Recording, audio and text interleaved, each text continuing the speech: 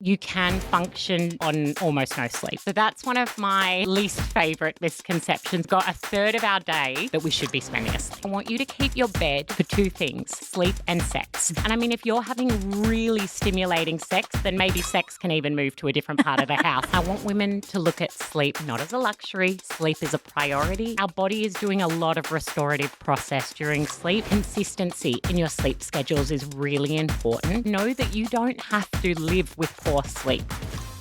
This is Fernwood Unfiltered, a podcast for straight up expert-backed advice on women's health and fitness.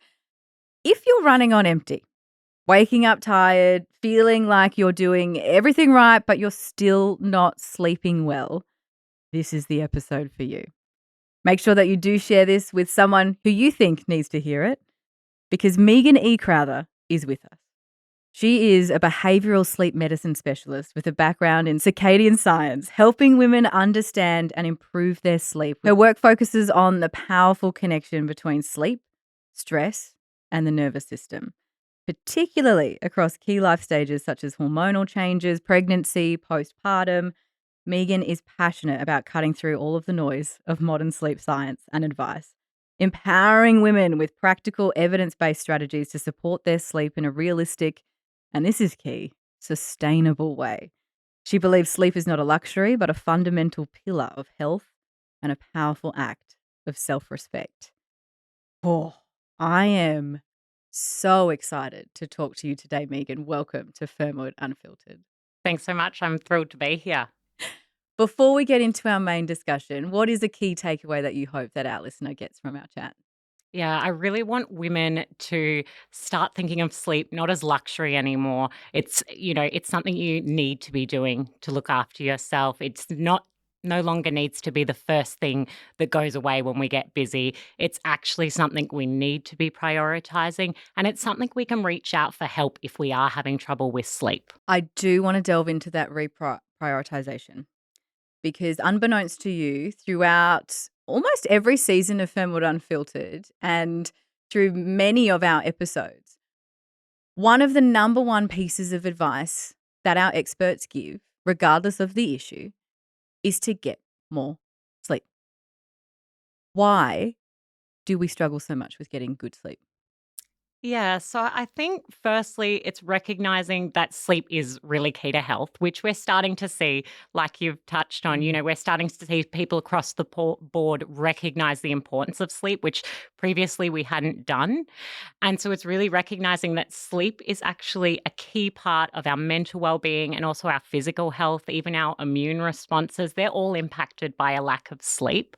But I think because we only have so many hours in the day, and as we get busier and busier, we need something to give. And so automatically, this time where our body's resting is the thing that we think, oh, this can go first because, resting isn't that important. But actually, that time we're spending asleep actually serves a really key function in our health and our well-being. And so just because we're not doing anything during that time doesn't mean that sleep isn't doing anything. It is actually really key. So we need to start reframing that time and actually protecting it rather than it being the first part of the day that we cut back on. What happens to our body, our minds, ourselves when we sleep? Yeah, so it's still not fully understood, which is fascinating. There's so much of sleep that we can study, but there's also so much that we don't understand about sleep. We do know that when we're asleep, our body repairs things that are happening. So connectivity, things in muscles, they're sort of rebuilding during that time, but also within our brain. And we also know during sleep, we're storing memories, we're sort of getting rid of things that we don't need during sleep, and the brain's kind of active during sleep and a lot of sleep, which is why we have dreams and things like that. But our body is doing a lot of restorative process during sleep, and especially supporting our cell function and things like our immune system. That all gets, sort of tidied up during our sleep. And so it's all serving a function, even though we're resting. What made you so interested in sleep? When I started my research journey as a psychologist, I started studying psychology and I Mm. actually had a baby at the time. And I was worried about not getting enough sleep. And so I thought I would start studying sleep. And I just fell in love with it. I started trying to study, how sleep impacted us, particularly for people who were working in shift work and things like that. And waking up during the night to, look after babies, things like that.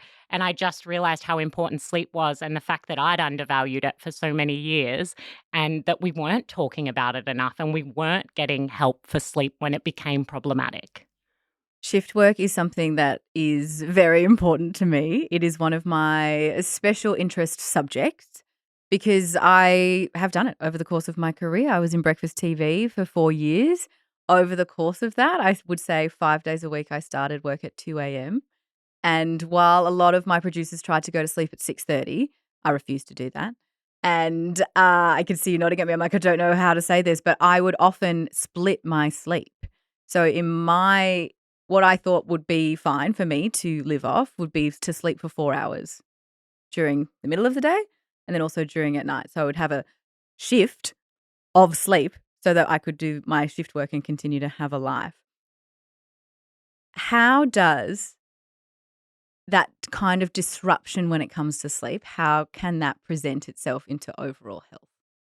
Yeah, so I think one of the really tricky things about shift work in particular, but when Mm. we've got any sort of competing demands with our sleep, is our bodies are actually entrained. We've got a circadian rhythm, which is basically, in the most simplified sense, we have internal clocks, which are sort of timed to our clock, so to speak. So training our body and the hormones and, the different systems to be awake during the day and asleep at night. And that system kind of runs like around our clock. But then when we try to do things such as sleep when our body wants to be awake, we sort of get this misalignment and we refer to it as a circadian misalignment. And so what that can do is that often if you're then trying to get to sleep early in the evening, you might find it difficult to get to sleep. And that's because your body still wants to be awake. It's on that last push to keep you awake before your melatonin peaks and tries to get you, tries to help you get to sleep. And so, firstly, for some people, it's not just about not wanting to sleep. Like I know you described that you didn't want to go to sleep at 6:30, but for some people, they actually physically that would be really difficult for them to Mm. try to go to sleep. And so, this split shift, while it's not ideal, in some cases it is necessary. Mhm. You do need to get the sleep where you can get it. But we are seeing now that actually uh, consistency in your sleep schedules is really important. So, if you can, and it of course doesn't apply to anyone, but if you can try to regulate as far as going to sleep and waking up at the same times, that can be really important for your health and it can really support your well being and your physical health outcomes. But also, if you do need to make small deviations from that, try not to panic. It does happen. And we are starting to see some really good guidelines come out for specific populations like shift workers, acknowledging that their schedules may not work the same as general sleep advice. So I think it's really important to put the caveat that the advice we're chatting about today and Mm. in general, people have to apply it for their own situation, just like you had to then. Mm. But also acknowledging that when it's a time where you're actually choosing not to sleep, you need to carefully consider whether that is the best choice for your, for your health. Are you really making the best choice if it is actually a choice? I know that you have done a lot of your study, a lot of your research within the realms of shift work. Were there anything, and a lot of that involved interviewing different shift workers, were there any common occurrences or commonalities that existed or became evident throughout those discussions that they all kind of shared and it was based off their sleep, like effects? Yeah, so definitely we saw a lot of shift workers that I spoke to had left shift work because of the impact of sleep on their alertness during the day. So they were finding they weren't able to sleep in their off periods. And then throughout a night shift, they were really struggling with a lack of alertness. On the same side of that, we had plenty of people I interviewed who built schedules and sleep schedules and different things that they did in their life that really supported their sleep. And they actually preferred shift work because, For example, nurses worked 12-hour night shifts, but then they only did 3 a week, and so then they had all this other time with their family, and that suited them better. So it is still very individual, but we definitely had a lot of reports of, those poor daytime functioning and those impacts on health and mood. What happens to your body, if you are not getting good sleep? Yeah, so you remember that I sort of talked about, how our body's repairing everything during Yeah. sleep and those sort of things. What we see is sort of a slowing down or a process of those processes. And so those things are maybe not able to happen the way that they should. As I said, we're still understanding exactly what sleep does. We know it's important, but understanding the function is really important. But what we see also is the next day impacts very quickly. And I'm sure everyone can think about a time that they've not gotten good sleep. And then you can feel it the next day. You're quick to temper. You snap at people. You might not be as patient with the kids. You might, at work, you might get irritated by an email that wouldn't normally annoy you, or that fatigue when you're driving your car, things like that. You can feel it straight away, and that's because not getting enough sleep doesn't allow you that body battery, so to Mm. speak, to build up to the level that it should be if you've properly had that rest. What types of sleep are there? In terms of if we're looking at a sleep cycle, Yeah. what are the stages? Yeah, so we have a non-rapid eye movement sleep, Oh, and yeah? then we have rapid eye movement sleep. And then there's a couple of different stages in that. And so the sleep cycle lasts for around 90 minutes, and we sort of go into that deeper sleep, and then we sort of come back out of it. And then we have these sort of micro arousals. So Mm. you will wake. Most people won't remember it, but everyone will wake between those sleep cycles. And then you sort of follow that pattern again. And that's in normal developing sleep. And then when I'm talking about sort of waking, we're talking minutes, a couple of minutes at a time, unless you're waking and then having to go to the bathroom or Mhm. something else, and then obviously you're going to remember it. But I'm talking just a couple of minutes. You'll be awake, you might roll over, you might just be awake, and then sort of fall back into the next sleep. And they all have different purposes. Again, still we're learning about what that actual sleep architecture does health wise and the functions of them. But yeah, sort of circulating between those light and deep sleep.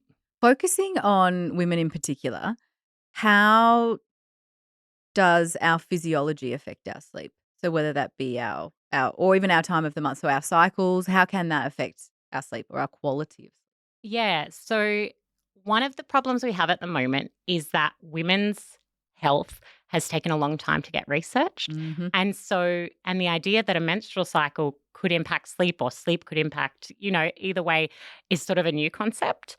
It's fairly young in the field, which is a little bit disappointing. So, I Mm. will say this with the caveat that there's some amazing people doing great work here, but it is still in its infancy. But what we're starting to see, and some evidence there, is that we do see differences over the menstrual cycle. So when people are ovulating, we sort of see generally some improvements. Lower sleep can be quite good because the hormones there actually help increase your ability to fall asleep. And then often people during just premenstrually, or when just as you start menstruating, often report insomnia symptoms, and it's just that fluctuation of hormones there that can impact that. And so this impacts some people more than others. Some people report it and they can feel it and they notice the difference in their sleep. And other people, it doesn't seem as prominent for them. Is it the same when it comes to pregnancy or postpartum, like those different life stages? Do they in particular, I'm thinking just like influx of hormones and those different fluctuations, are they affecting sleep in a similar way? Yes, definitely. So a lot of my work is in pregnancy and postpartum, and that influx of hormones throughout pregnancy and the different variations across pregnancy, we see massive changes. In our first trimester, we're sort of seeing that frequent urination and a little bit of illness and that sort of stuff can constantly wake people up. But the hormones as well impact that. Even the hormones, that are sort of forcing our ligaments to loosen and things like that can cause discomfort during the night. Mm. So it's not even the hormones necessarily having a direct effect, which they can do, but also the flow on effects for the body as well. And then, we obviously around birth, there's a lot of hormones and changes happening there. And then even into, menopause. We're starting to see some really strong evidence around the impacts of sleep in perimenopause and menopause and how much that changes sleep and often increases the risk of insomnia because of the drop in certain hormones. How does stress then affect sleep? Yeah, Because lots of those life stages are also very, very stressful. and that's it. And that's one of the really tricky things is teasing apart where is it the hormones and where is it actually the stress or the changes that are happening, which are impacting sleep. And does that matter? Does it Mm. matter which is which, But we do see a lot, obviously, increased stress during that period, or just even increased, anxiety and those sort of things, some worries, things like that, even if it's not, I suppose, to a clinical level where we're saying someone's, really, really severely stressed, even those fluctuations in what's going on in your life can really impact the way that you sleep during the night. And particularly if we're talking about trying to get to sleep, Mm. we see a lot of changes there. Does it matter? You're talking about if it's, identifying exactly what it is. Does that matter? Yes, I would say so. I'm a scientist, so I'm going to say yes. That's what I've got to do in my research. But I think if we know that sleep is, impacted by hormones, then that gives us a potential mechanism or a tool that we can use to improve sleep, right? Mm. And if we know that it's stress that impacts or is having that impact, then we know that maybe lowering stress or giving people some strategies around managing stress and sleep is potentially the target. So to me, disentangling some of those things, even when they coexist, is really important. So we know how to help the person sitting in front of us who's coming to us with a sleep complaint. And we are going to get into some of those strategies. But what are some of the biggest misconceptions or the most frustrating misconceptions that you found when it comes to sleep? Be it for women, men, anyone? Yeah. So I think one of the key ones is that, I suppose, circling back to what we've sort of started this talk Mm. with, but that you can function optimally on almost no sleep. So that's one of my least favorite misconceptions. And the reason being is that you can start to feel okay if you're only getting that amount of sleep because that's what you're used to. So I think it's about understanding that our body is not designed to live on only 4 hours sleep every night. Occasionally that happens and we have a bad night's sleep, and I don't want anyone to lose sleep over that. But I want people to understand that just because you can function, your body will make you function on 4 hours sleep if it has no choice. But that's not doing any good for your health or your mental health in the long run. Can we repair our bad sleeping habits? Yes, I believe so. I believe that you can do something now to improve your sleep, and that will have benefits to your health going forward. Okay, so I want to go dive into the strategies about how we can best start that recovery, start that rehab, asking from a personal interest as someone who it's probably been like 4 years since I've been doing breakfast TV and had that consistent shift work affecting my sleep patterns. I still wouldn't say I'm a great sleeper though. What are some of the signs where you think it's readily identifiable for people to kind of maybe discern that their sleep is becoming a problem?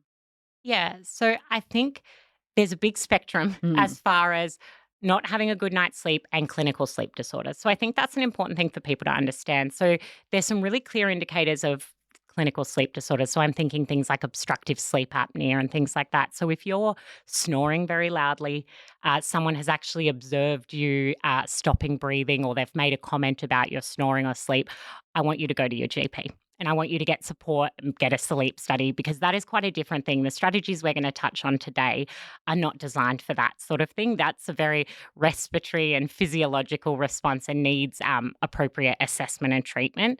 More in this area of what are we doing behaviorally. So it's more, if you're getting into bed at night and you're finding, and once you've, if you're using your phone in bed, once you've put the phone aside, and when we're talking, you're actually trying to get to sleep. If it is taking you what feels like a really long time to get to sleep, then that's potentially when it's problematic. More importantly, whenever your sleep is distressing you, If you're bothered by the way you feel in the morning, by feeling tired, by feeling exhausted all the time, if you're bothered by the amount of times you wake up or the amount of time it takes you to fall asleep, then that should be a key indicator that you might need some support around your sleep. What's your sleep routine like? I feel that I would I would be very hypocritical if I didn't try to keep a strong sleep routine. But I do have a 8-year-old who occasionally likes to wake me during the night. So I do have that, but I will try to keep a pretty regular routine as far as getting into bed at I'll go to sleep at 10:30 p.m. Mhm. and then up at 7. So I generally keep that. I sleep pretty well, but I do have nights where, particularly when I've got a lot on my plate, when I'm teaching and all these different things, or if I've got a big, if I've got something like coming to talk to you today and Mm. it's a new experience for me, I will often find that I find it harder to get to sleep during the night.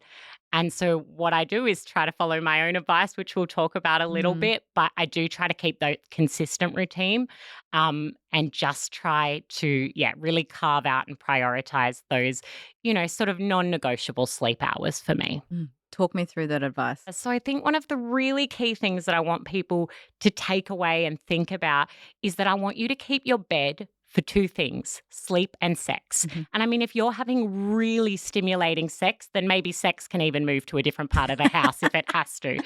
The idea is that our mind is really good at making connections between places and the behaviors we want to happen in them. And so the idea when we say that the bed is only for sleep and sex is that when we get into bed, we want our mind and our body to associate that place with going to sleep. And so if we're doing a lot of stimulating activities in that place, our mind gets confused and then we find it harder to fall asleep. And so that environment needs to be kept for sleep. And so I would ideally say no scrolling Mhm. in bed. I know everyone uses their phone as an alarm now, so it's fine. It can be on the bedside table if that's not going to bother you, but try not to use it in bed.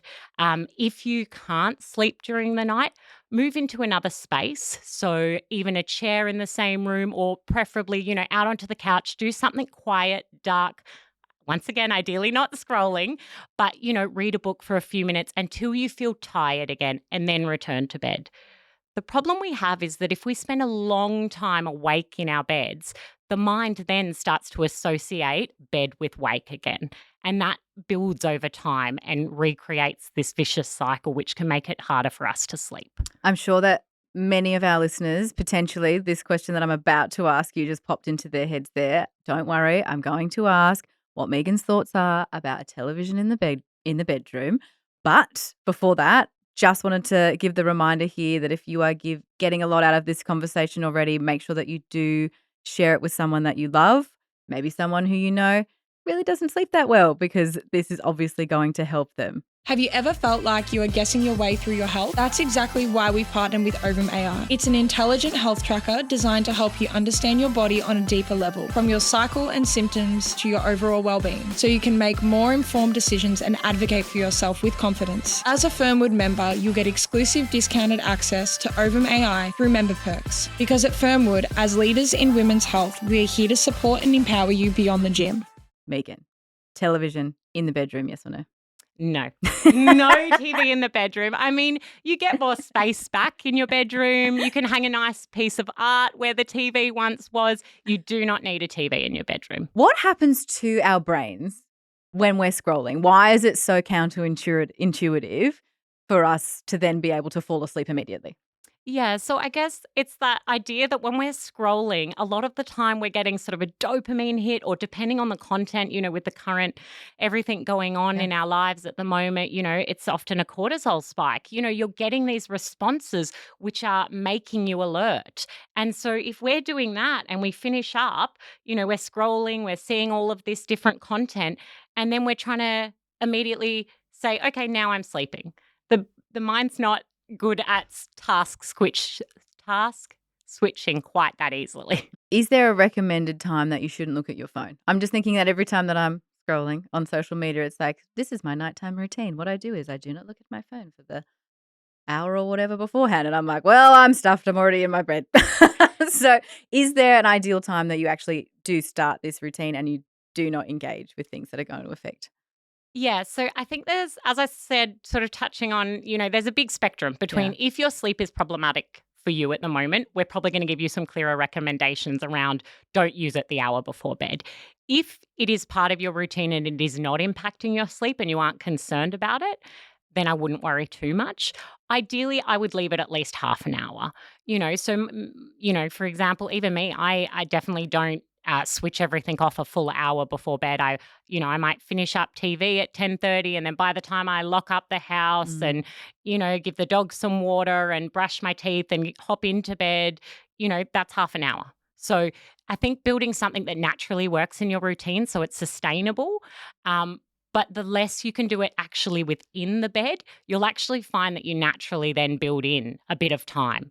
So if you don't have the TV in your bedroom, and you aren't actively scrolling in bed, then even if you scroll while you brush your teeth, you're still giving your body time to wind down before you're actually, telling your body and your brain that it's time for sleep. Is there any tips for when you are in bed and you just cannot turn your brain off? Yeah, so a lot of people have a lot of different strategies that they report. And so we're starting to see some really interesting things, around people report cognitive shuffling, which is sort of, trying to associate different things and try to play almost word games. One of the things for me that I think is really important is if you're really struggling and it's been 20 minutes, 30 minutes, as I said, get up out of bed, go and do a quiet activity and wait for that sleepiness to come back. Then return to bed. If you're riding that wave of sleepiness, it will be easier to fall asleep. If you're laying in bed and you're going over and over the thoughts of things that are worrying you, I want you to imagine the things that you can change and the things that you can't. And you've sort of got to start to compartmentalize that a little bit and be like, okay, well, what's the core of what I'm worrying about right now? And is it something I can change right now? Or is it something that needs to be saved? So some people keep a notepad by the bed and they write down things as they think of them. For other people, it's just about acknowledging that thought and going, yep, I acknowledge that I'm worried about that. That is something I have to deal with in the morning. Mm. Another thing that I hear people tell me all the time is they actually try to create a positive dream. So they try to walk themselves through a really positive situation as they try to drift off to sleep, and that will sometimes help them drift off to sleep. But it is very individual. Everyone's different. I think it's about acknowledging those worries. And if this continues, becomes a pattern for you, then it's about getting those behavioral support strategies, which can be really specific. But we have some really strong evidence around cognitive behavioral therapy for insomnia. It's a gold standard treatment, and it actually is ideal for situations such as this when it's becoming really problematic for you. How does it help? Yeah, so basically Mm. it borders in what I've started to talk about today Mm. as far as retraining the brain and sort of addressing some of our thoughts about sleep and our beliefs about sleep.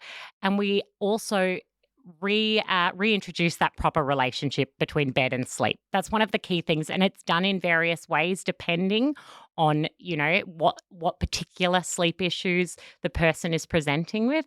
But for women in particular, we see a higher risk of insomnia.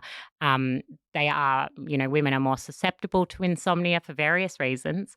And so this is a really ideal treatment, particularly for those who don't want to rely on sleep medication. When you're in the research lab, the sleep research lab, Yes. and you are quite literally watching people sleep, now, from an outsider's perspective, that may not sound the most entertaining. Why is it fascinating for you? I think, yeah, it is really fascinating. It is, I don't know if you've seen like at Monash where we work, we've been on some documentaries and you can see our amazing lab techs and they're scoring sleep and it's all these squiggly lines on a screen, but it's telling this story. It's telling this story of, those light and deep sleep that we were talking about. Mm, It's mm. literally a picture of someone's sleep and what's actually happening. And at the same time, on a video camera, you can watch what's physically happening to that person, how they're physically presenting, and they may be as still as anything, but there's all these things happening within the brain. And it's just fascinating to see that on the screen. What does it look like when someone's dreaming? It really depends on the person. And so Really? there This is is so okay, now I'm fascinated. All right, you got me. exactly.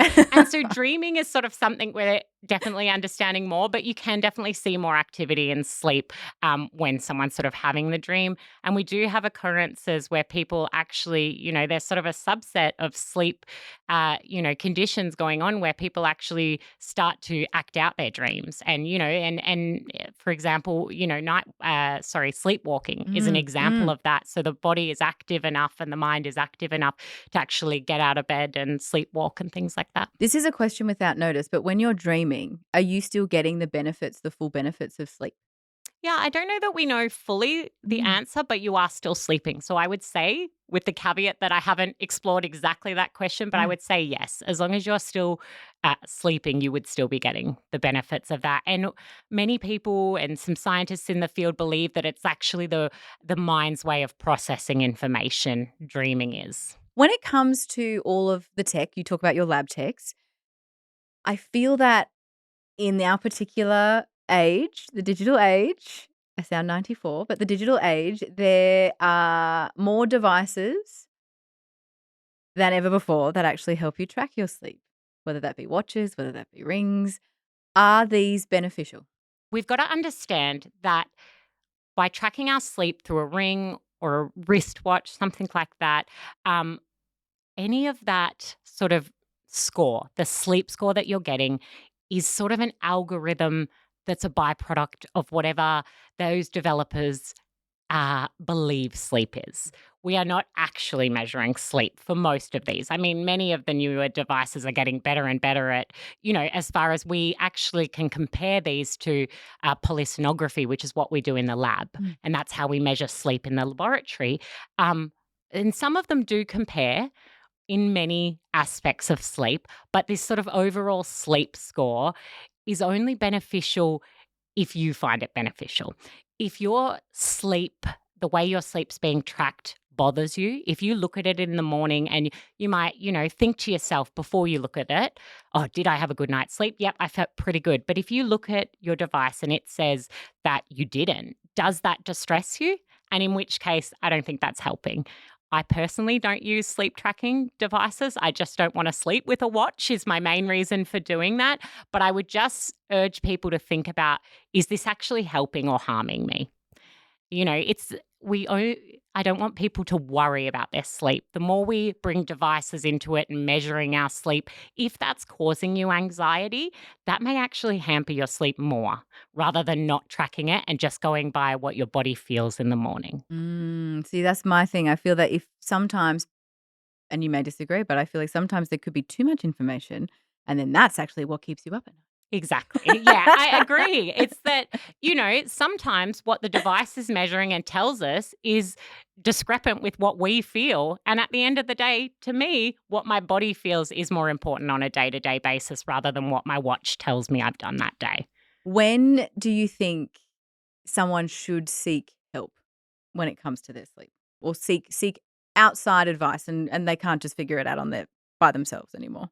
Yeah, so I think if you've got really key indicators of a clinical sleep disorder, so things like the snoring, someone's actually seen you, waking during the night and you don't remember it, and, all of those sort of things, I think you need to go and see a GP is probably a really good point of call.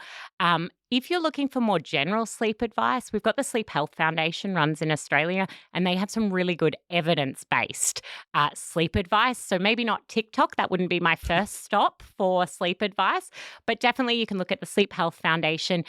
If your sleep is worrying you, I would get help. Look for general sleep advice if you think that's going to be enough for you. But if your sleep is causing you distress, and despite, doing all the little bits of information, making sure the bed is for sex and sleep and, dark, cool environment, you're safe, you're comfortable, and you're still having trouble sleeping, then I would definitely reach out for help. You can go to your GP. If you don't like the response you get from your GP, then I would get another opinion. We do hear some GPs are so busy. They've got so much going on and they can't be across everything. So it is okay if if your GP doesn't give you the advice you want on your sleep or the advice you need for that, then you can reach out to other places. And if it's getting to sleep and staying asleep that's your concern, then you might be looking at talking to a psychologist about that. So there's psychologists who are specially trained in the sleep sort of area. Does melatonin work? It can, yes. I wouldn't recommend melatonin as a long term solution. If you don't have a sleep disorder and there's nothing stopping you, practically from falling asleep, then I would encourage you to explore other options as well. So melatonin is a naturally produced thing within your body, and that's Yes. what makes you drowsy. That's what makes you tired. Exactly. Melatonin is what increases at night and then dips off in the morning when we're supposed to fall asleep in line with that clock that we were talking about. That's what our, circadian rhythm does. And so melatonin occurs naturally. And for some people, they may not produce enough melatonin or they might not be producing melatonin at the time that they think they are. Mm. So, for example, we can do assessments of someone's melatonin onset and actually measure when does their melatonin peak, and that will have impacts on their sleep. And sometimes we do see some interesting times where melatonin should peak around bedtime or, a little bit before or after bedtime relatively. But often we see that not often, but sometimes we see that people's melatonin actually peaks at a different time of day, particularly if they've done a lot of, cross time zone travel or shift work and things like that. How long would you expect it to take to repair that sleep cycle? I mean, for some people, it'll be really quick. It really does depend on the level of problem you're experiencing. If you've been experiencing, significant insomnia symptoms for a long time, you're probably going to need some more personalized strategies for you. But if you're just finding that sometimes it's difficult for you to get to sleep, or maybe it was you making the choice not to sleep as much, then you should be able to see the results of that within a couple of weeks. And I would, if people are still weighing up whether they can function on 4 hours sleep or whatever, I would ask them to try increasing that for a couple of weeks. Give it a couple of weeks. It's like a new skincare routine. Give the cells time to do what they need to do. Give it a couple of weeks and actually document, write down how you feel on those days when you've actually gotten more sleep and prove to yourself that you notice a difference. Because often people can be quite defensive about that, because you've essentially, by only sleeping 4 hours, you've given yourself another, 5 hours back in your day. But I think arguably you might lose a couple of hours in productivity. Things may take you longer and mood and things like that. So I would, if you want to, I suppose, do a little experiment on your own sleep and, write how you're feeling day to day, just a little summary when you're only sleeping a few hours, and then really try to carve out those regular solid hours and then compare that to how you feel and sort of compare them after a couple of weeks and see if you can really feel the difference. I like this. You're making us scientists. Yeah, exactly. Everyone can be a scientist in their own bedroom. See, this is great. This is great. Is there a certain number of hours that we should be getting of sleep? Yeah, so I think aiming between 7 to 9 hours is ideal. Okay. So it sounds like a lot of time. It does. But it's really key. We've got a third of our day that we should be spending asleep. Don't stress if it is a little bit less than that. If you feel like 7 hours, 6.5 is good for you and you're happy with your sleep and you're happy with how you're functioning, then go for it. If we're talking more than 9 hours and you feel like you need a lot more, that's the same thing. You should probably, if you feel constantly like you need 11 or 12 hours, there might be something going on with your sleep that you don't know. You might not be getting the restoration from your sleep that you need. And so that probably needs to be explored. But somewhere in that 7 to 9 hours is ideal. and keeping consistent when you can, as far as going to sleep at the same time and waking up when you go to sleep. If you're going out one night and you stay up later one night on a weekend, it doesn't, that's not going to ruin all your hard work with your sleep. But as much as you can, maintain, the regularity in your sleep and your wake times. Consistency. Yes, consistency is key. The same as our exercise routine. If you can keep it consistent, you'll get the results. Does counting sheep work? Some people say so, yes. Yes. Once again, if it's sort of like that cognitive, taking off that cognitive load, it doesn't give your mind space to worry about anything. That's where the whole concept comes from. If you're visioning sheep jumping a fence and counting them, your mind is focused on that, and it's a mundane task. If there's nothing else going on for you, you should be able to fall asleep counting sheep for most people. I know that this question's a little bit different from our sleep cycles, but are naps good? It depends. Hey. Once again. So if you haven't got enough sleep during the night, or you're feeling particularly tired, or you've got other things going on, so I'm thinking new parents, shift workers, people who actually can't get that solid block of uninterrupted sleep, the naps can be really beneficial. If you've been traveling, all of those things, there are times when naps really play a role in recovery. And so I would say keep them to around 20 minutes if you can. The reason being that sleep cycle. If you get into that deep sleep and, you're sort of sleeping around 40 minutes or so, if you fall asleep straight away, you may actually find you wake up quite groggy. And then we get something called sleep inertia, which is that feeling when you wake from sleep and you feel really disoriented and groggy, and it can actually take a long time to get over. I experience that a lot, and then I call it my sleep paralysis demon, and then I get trapped. Exactly. And that can flow on for quite a long time. Yeah. And so if you can keep it to either, we say 20 minutes or 90 minutes, because then you've got time to come out of a cycle. So one or the other, depending what you've got, and try to keep it early afternoon if that's when you need it, or morning if that's when you need it. Basically putting enough distance between the nap and the sleep at night. The caveat to that, I will say, is if you're having a lot of trouble sleeping at night and it's not other stuff going on waking you up, so not a bub, you're not having to do anything during the night that's keeping you awake, then sometimes napping can actually feed into that vicious cycle. So we nap enough during the day to, get rid of a little bit of sleep debt, and so then it may be harder to fall asleep at night. Gotcha. I could rapid fire ask you, I think, a million more questions, but what I'm interested in is what questions don't keep you up at night, but what questions do you still have when it comes to sleep? What are you interested in finding out? Yeah, I have so many questions, so many questions. At the moment, what I'm trying to understand is what can we be doing for new parents? So we see a lot of new parents who feel underprepared for their baby's sleep and underprepared for how their sleep is going to change during this time. And we have a lot of information and evidence out there, but it's not reaching the parents who need it. And so what I'm trying to understand at the moment is how can we work with parents to develop a system and strategies that will actually support their sleep and, importantly, their mental health while they're raising their family. And I think that doesn't have just important effects for the parents, but also for our next generation as well. And that, to me, is key. Let's not just support our sleep now, but then raise children with healthy sleep habits as well. Kids' sleep habits. That's a whole other podcast. Exactly. Reminder for the listeners today, Meagan, what do you hope they've taken away? Two really key things. I want women to look at sleep not as a luxury. Sleep is a priority. It is a need. And I want you to, finish listening today and carve out that sleep time in your diary. This is now part of your job, is getting the sleep that you deserve. And then the second part of that is if your sleep is causing you distress, get help, get support, look for resources from evidence-backed places, Sleep Health Foundation, your doctor, psychologist.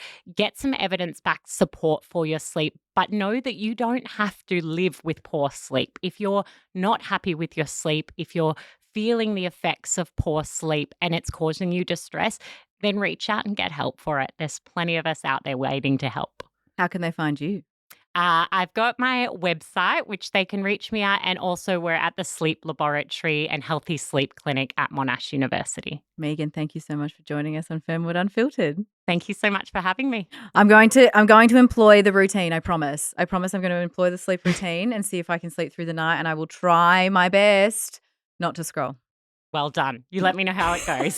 And I want you to do that as well, listeners. So make sure that you attempt this new, we're learning, but we're going to try our new sleep routines. Make sure that you send this episode to everyone that you think is going to get something out of it. And until next time, we'll see you on Fernwood Unfiltered.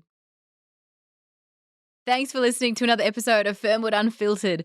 Just a quick note that the information shared in our episodes is for general educational and informational purposes only. It is not a substitute for professional medical advice, diagnosis, or treatment. So always seek the guidance of a qualified health professional regarding any medical condition or concerns you may have. Catch you in the next episode.